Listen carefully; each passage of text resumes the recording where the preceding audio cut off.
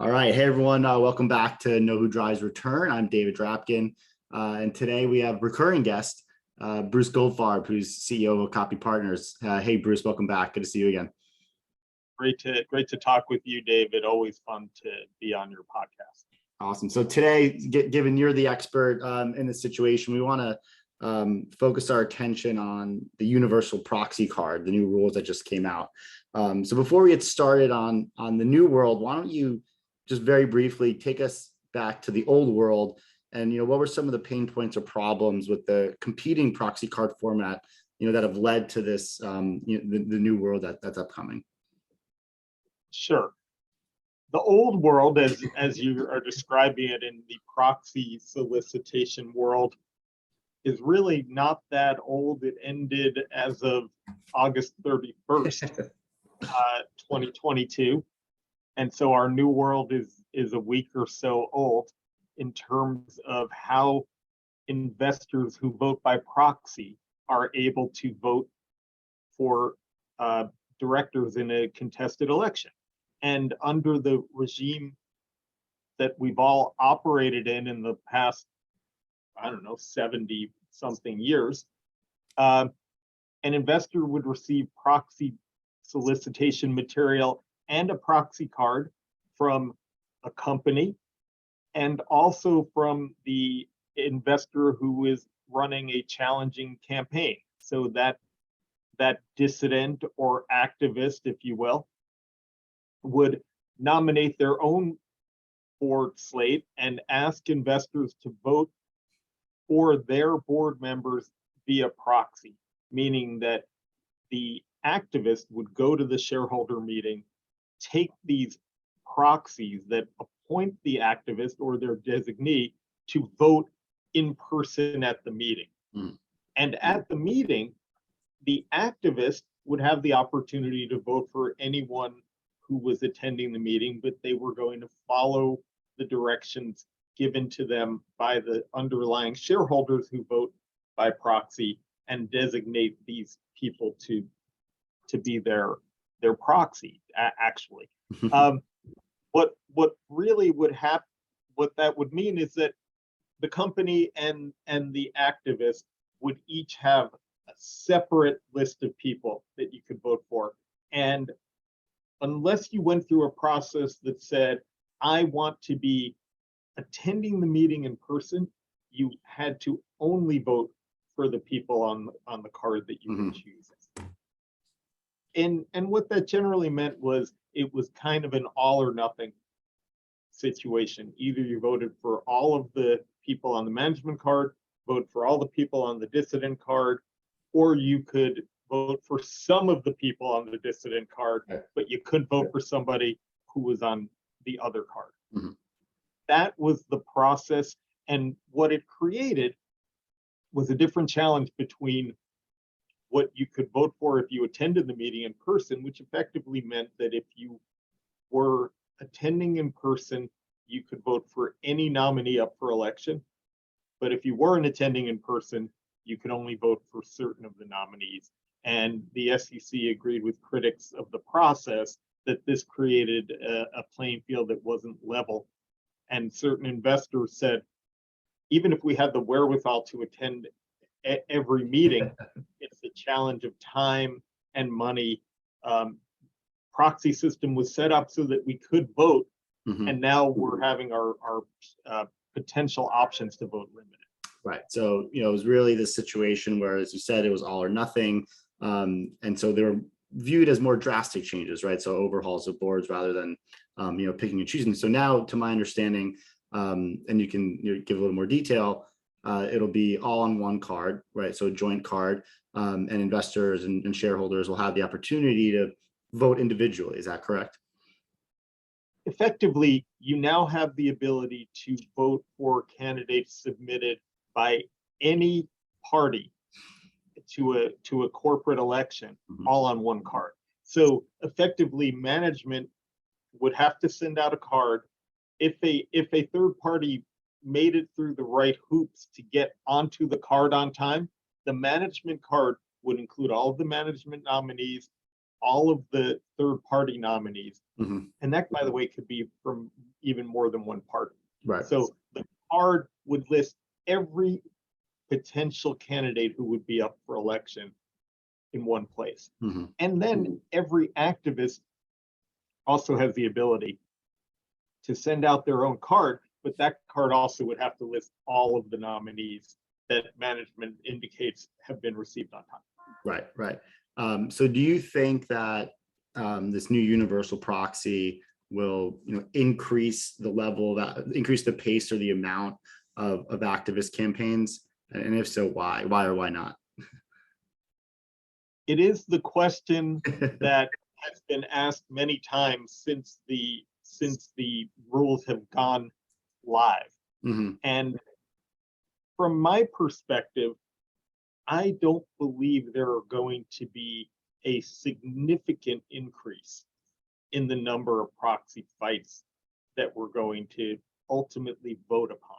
Mm-hmm. That being said, it creates more optionality for an investor to wage a proxy fight because the rules as structured don't require a holding period to run a proxy fight. The rules as structured for the card don't require an ownership level Mm-hmm. to run a proxy fight.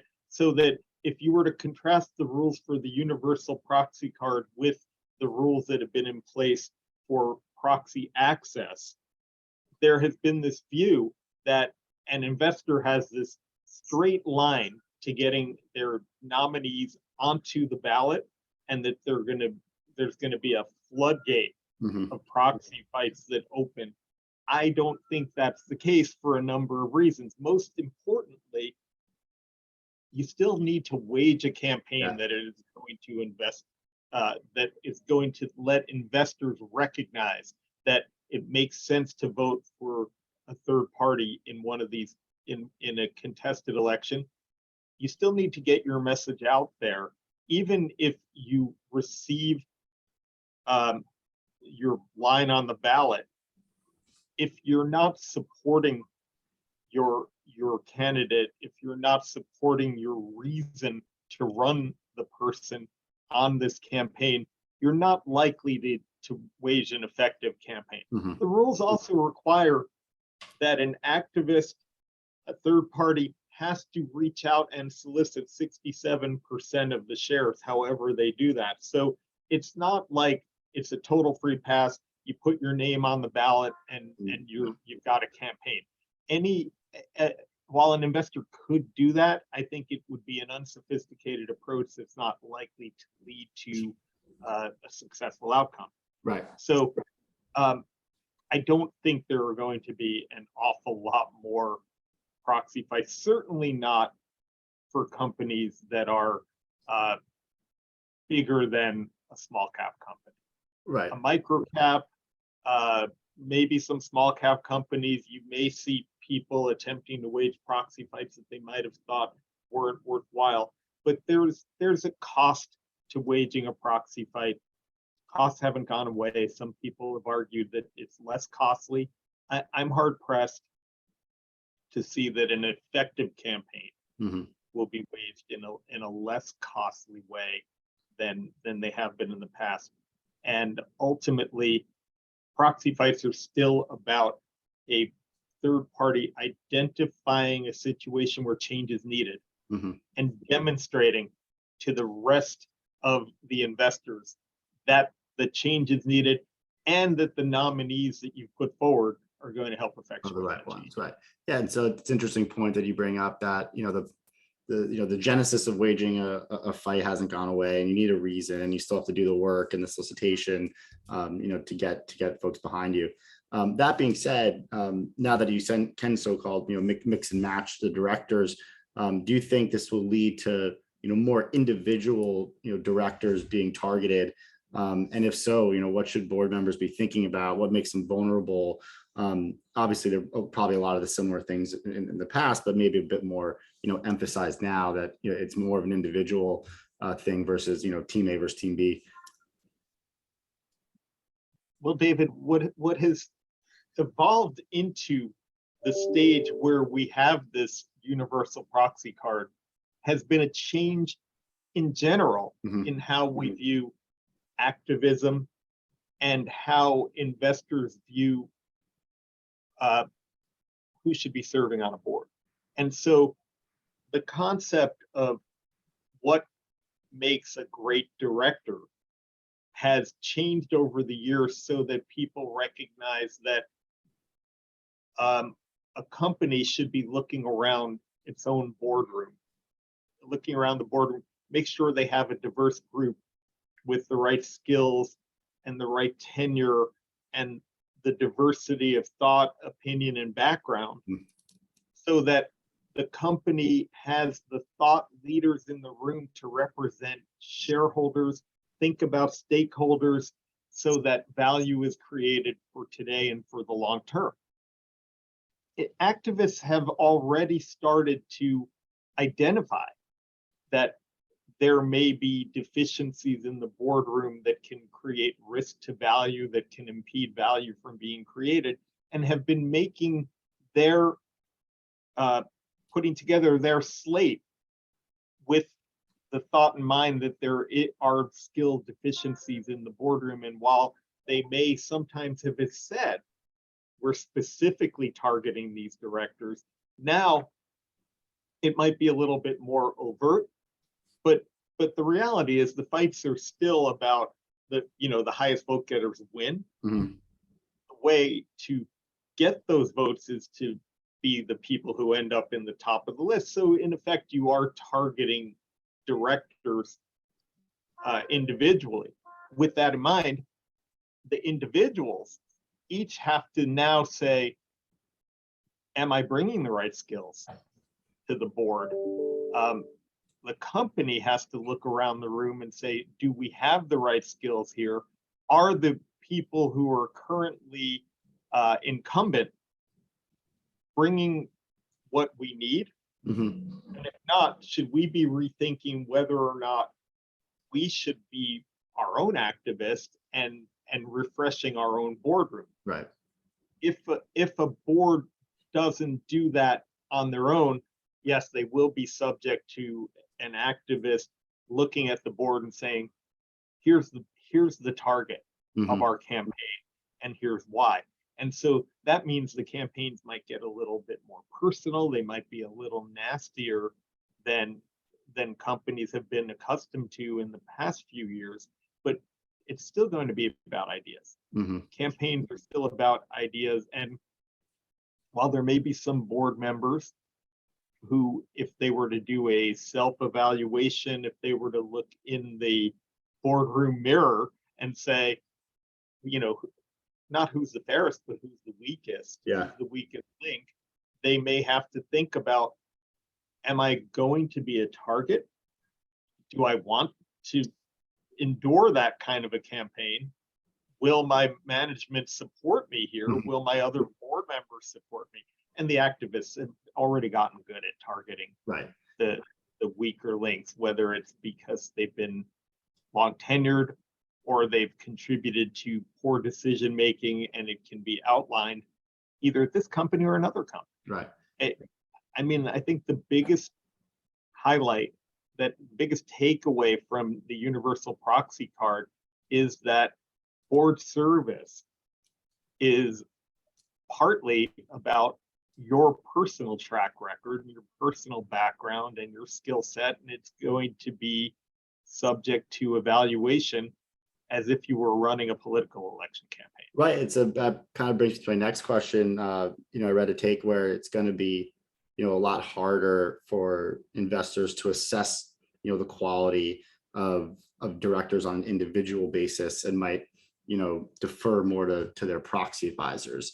Do you agree with that take? And, in that vein, how can I, as an investor, do a better job of, assessing the quality of an individual?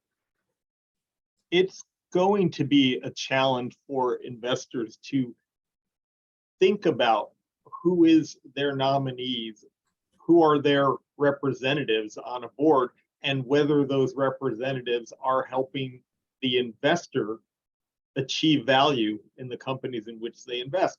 And for most investors, that is a real difficult situation to do without other advisors.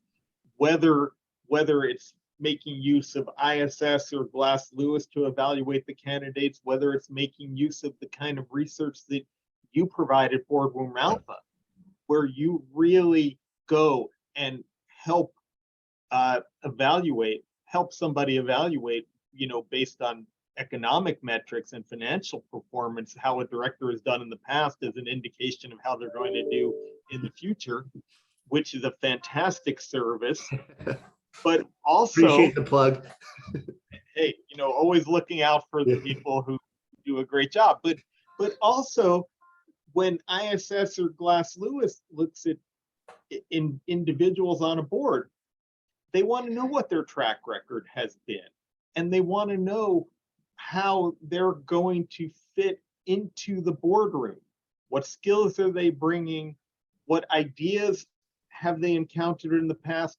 What do they think is broken, and how will they help achieve fixing it? So there's third parties doing it. Now, a number of, a hedge fund, say, which invests in a handful of companies, can spend the time and has the resources evaluating these situations. Certain mutual funds or other, who have research analysts and cover industries and know the investors and know the companies and know the board members, can make this evaluation. But think about so many other investors who may own shares of a company either because they're in an index, they need to make sure that their beta stays on target with the index, they don't own a big chunk of this company, they have to rely on a third party. Yeah. And so it absolutely makes the views of the third parties that much more important. ISS and Glass Lewis are going to have a lot of impact on campaigns going forward. And I believe that to be the case because an investor, who even an active investor, just doesn't have the capacity to cover every board member on every campaign. And they may say, well, we've also made use of this research from ISS, from Glass Lewis, from Boardroom Alpha, as we make our decision. Right. And so it also means that the campaign is going to be about helping investors helping nominees meet the investors, helping investors meet the nominees. And in some cases, that's going to be through the third parties. In some cases, we're going to see another whole shift to somewhat of a direct outreach, whether it's using social media, whether directors make videos, nominees make videos to communicate with each other in different ways, because the voting decision making has to be based on some factor, much the same way in political campaigns that everybody runs ads. That's interesting. So do you think will we actually see that, like individual ads for people? I think so. Yeah. I think we can anticipate that corporate election campaigns will become even more like current political campaigns, and that it's going to be a little bit about candidate packaging, and the candidates are going to need to be better trained, media trained, if you will, savvy about the issues that are important to the electorate. And in this instance, it's going to be about value creation, and it's going to be about discussing risk mitigation, whether it's in terms of ESG related issues, whether it's specific to a company in the industry in which they operate. All of these factors are going to become part of any individual's dialogue running for board seat. Now, I don't think that means that every single candidate has to be, the most mediagenic to win a board seat. For example, and with all deference to any of my friends who practice tax law, you have to demonstrate you're a great tax attorney. Right. You don't have to demonstrate that you're, a deal maker. Yeah. And here, if it's a tax-related issue that a company had to address, you'd want a great tax attorney. Yeah. You wouldn't want the greatest politician right. who practices a benevolent tax. and that's what's going to happen, that individuals are going to have to show their skills and knowledge in a way that is electable. You brought up a point, ESG obviously has been at the forefront for a while, and obviously value creation is a huge part of it. But do you think, the new rules will help or benefit, those special interest groups, folks focus on ESG or DEI? Will that change anything, an individual's stance on ESG? Well, it's always a situation with a corporate election that you have to understand who your shareholders are, what are the hot button issues for those shareholders, and how they think about those issues. And if a company, for some reason, were strongly skewed toward having shareholders who would agree that an environmental issue or a social issue needs to be addressed at this company, then a nominee or an investor who has that bend may find the right target. I mean, I don't think, for example, that the Universal Proxy Card would have necessarily changed the result at Exxon. I think that campaign was about value and ESG at the same time. On the other hand, I also don't think that a Universal Proxy Card would have changed the result at McDonald's with Carl Icahn's campaign, because while that campaign was about a social issue, relating to the gestational pigs, that campaign wasn't waged in a way that other investors took it seriously enough so that even if they were concerned with this social issue, they were going to vote against the incumbent nominees. And actually, here's a place where ISS said perhaps some of these environmental and social kinds of campaigns are best served through proxy access as opposed to a universal proxy campaign. And so it may not be the floodgates opened up for these campaigns. You still have to show that there's going to be value created, or that there's something that's truly broken that it needs to be addressed at the board level. A celebrity nominee may get attention in the media. A celebrity nominee may get the kind of situation where people are focused on what happens in the campaign. But investors who have fiduciary duties to their own clients are going to still consider the fiduciary obligations when they vote. Now, there could be a tie-in for an environmental issue or a social issue because it creates a risk to value, but I'm not convinced that Universal Proxy Card is going to be the way for an E or S campaign only.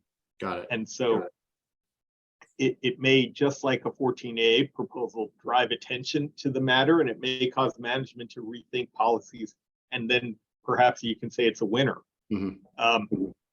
But I don't think we're going to see a tidal wave of ESG only campaigns because of universal proxy. Right.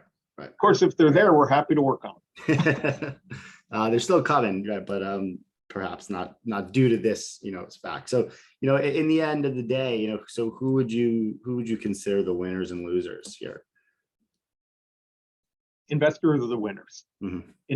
Investors who have been expressing a desire to vote for some mixture of director candidates who want to largely support the company, but also think there is some level of change, now have that ability to make that voting choice.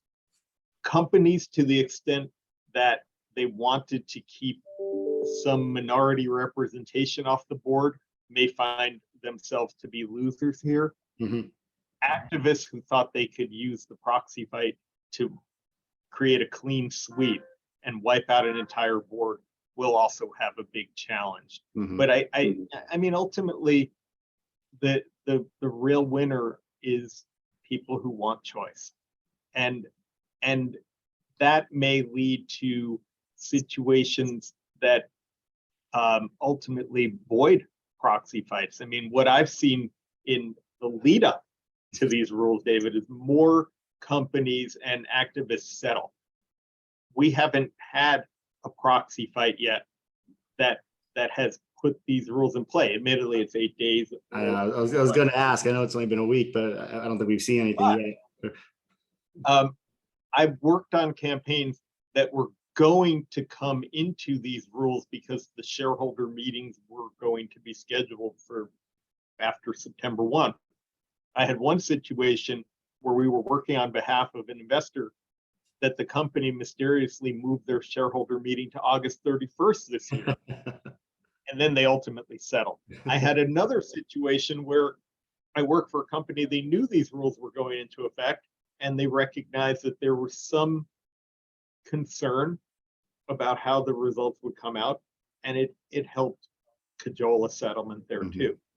I do have campaigns coming up that potentially will be the first or second of the situations where these rules come in effect, and the reality is they're here, and so proxy fights, proxy fights are not stopping as of now. There's going to be proxy fights this year and going forward, and we'll see how these rules work out. And you can re-roll this podcast and see if anything I say is right or wrong.